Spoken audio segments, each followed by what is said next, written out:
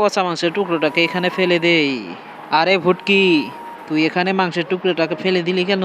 আরে সকিনা, ওই মাংসের টুকরোটা নষ্ট হয়ে গেছে তাই আমি ফেলে দিয়েছি ডাস্টবিনে। কি বলছিস ভুটকি? মাংসের টুকরোটা তো ভালোই রয়েছে। আরে সকিনা, ভালোই রয়েছে তাহলে তুই নিয়ে রান্না করে খা। আরে সকিনা, তুই ডাস্টবিনের মাংসটাকে কুড়িয়ে নিচ্ছিস কেন? এটা ফেলে দে, এটা তো খাওয়া যাবে না। ফেলে দিয়ে তুই আমার সাথে চল। আরে কুদ্দুস চলে গিয়েছে, এবার আমি মাংসের টুকরোটাকে নিয়ে যাই। এই যে কুদ্দুসের জন্য অনেক সুন্দরভাবে রান্না করব, কুদ্দুস বুঝতেই পারবে না যে এই মাংসটা আমি ডাস্টবিন থেকে কুড়িয়ে নিয়েছি। এই তো মাংসটা পরিষ্কার করে শেষ, এবং আমি মাংসটাকে সুন্দর করে টুকরো টুকরো করে কেটে নেব। মাংসটাকে এমন সুন্দর করে রান্না করব যে কুদ্দুস বুঝতেই পারবে না যে এই মাংসটাকে আমি ডাস্টবিন থেকে কুড়িয়ে এনেছি। তার আগে বন্ধুরা, তোমরা যদি কখনো কমলা খেয়ে থাকো তাহলে ভিডিওটাকে লাইক করে চ্যানেলটি সাবস্ক্রাইব করে কমেন্টে কমলা লিখে যাও। এই তো এবার রান্না শেষ। আরে কুদ্দুস, চলে এসো, তোমার জন্য আজকে মাংস রান্না করেছি। আরে সকিনা, তুমি এই মাংস পেলে কোথায়?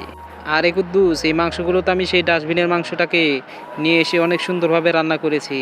তুমি একটু খেয়ে দেখো, এই মাংসগুলো অনেক সুস্বাদু হয়েছে। আম আম আম আম ঠিকই বলেছো সকিনা, মাংসগুলো তো অনেক সুন্দর হয়েছে।